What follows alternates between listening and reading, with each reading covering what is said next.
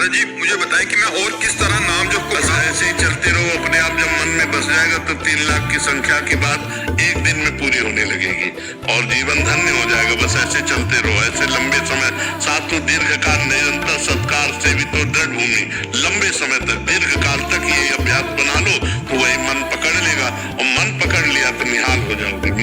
मन पकड़ लेता है, रात में भी मैं सो नहीं पाती हूँ, कभी कोई पद चलने लगता है। बहुत सुंदर, और उसमें हानि नहीं होगी। जैसे हम भजन करते हुए जग रहे ना, तो जगने की कोई हानि नहीं होगी उसमें, क्योंकि जो हम संसार का चिंतन छोड़कर गाढ़ नींद में आनंद लेते हैं, वही भगवान का चिंतन करते हुए हमारी इंद्रियां पावरफुल हो जाती है।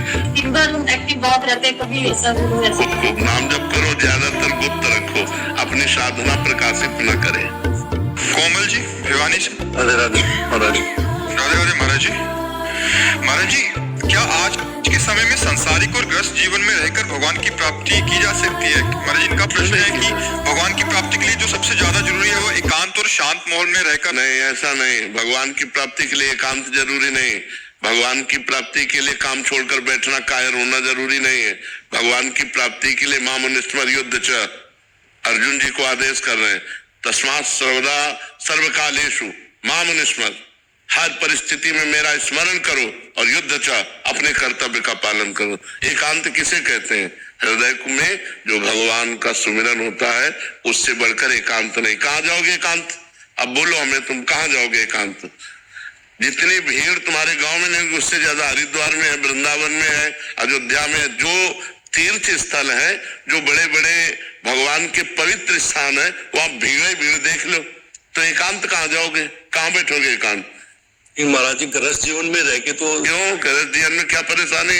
सुबह से उठ के राम राम राधे राधे रट रहे, अपना काम कर रहे हैं, इसी से भगवत प्राप्ति हो जाती है। बच्चे आ गए, बीवी आ गई, कोई परेशानी नहीं। बच्चे में भगवान है, बीबी में भगवान है। हमको भावना ही तो बदलनी है। अपने घर से हम शुरू करते हैं, सब में भगवान को देखना। और नाथ सकल संपदा तुम्हारी, मैं सेवक समेत सुतनारी। बहुत बढ़िया भजन हो रहा है। क्या बाबा जी बन करके लोगों से मिलना नहीं होता क्या? पेट भरने के लिए मांगना होता है। 5 घरों में जाके भिक्षा मांगते हैं। और देखो, हम बाबा जी बनकर एकांत सेवन किए पूरे जीवन, और समाज में हमको जितनी समाज दी गई, कितनी समाज दी गई? तो भगवान ने दिया कि नहीं दिया? दिया तो समाज ही, वही समाज आपको दिए। तुम्हारी तो छोटी समाज है, तुम्हारे 5-6 लोग होंगे घर में, हमारे 500 लोग हैं। विरक्त और गृहस्थ जोड़ लो तो 50,000 हो गए। तो हमारा कहने का तात्पर्य है, एकांत का मतलब है हृदय में भगवान का सुमिरन करना। एकांत में कहीं भी बैठ जाओ जाके, तुम्हारा अभी तो भजन का मन करता है, और एकांत में बैठ जाओगे तो भोगों का मन करेगा। लिख लो कागज में। अभी घर में हो तो वृंदावन आने का मन करता है, और वृंदावन में आके तुम्हें हम सब सुविधा दे दे, एक कमरा, समय से टिफिन कमरे में पहुंच जाएगा, भजन करना है, आप भाग ना जाओ तो मैं बता देना। जब लड़कवा कहता है ना पापा, वो जब कान में आएगी सावा भाग जाओगे। एसी रूम छोड़ के भाग जाओगे। लेकिन महाराज जी, अगर हमारे जैसे हम अपने घर में हैं और हम कोशिश कर रहे हैं नाम जप की, और हमारे घर वाले मांस मदिरा सब कुछ चल रहा है, तो अब यही दुर्भाग्य है, ये दुर्भाग्य है कि ऐसा कुसंग मिला है।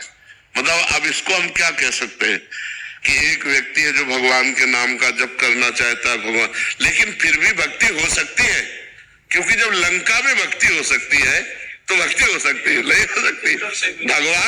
भगवान विभीषण जी से कह रहे हैं, जिम दसनन मो जीभ बिचारी, जैसे 32 दांतों के बीच में बड़ी कोमल जीभ रहकर अपना काम चला लेती है, नहीं चला रही, ऐसे ही लंका में पूरा लंका निश्चर निकर निवासा।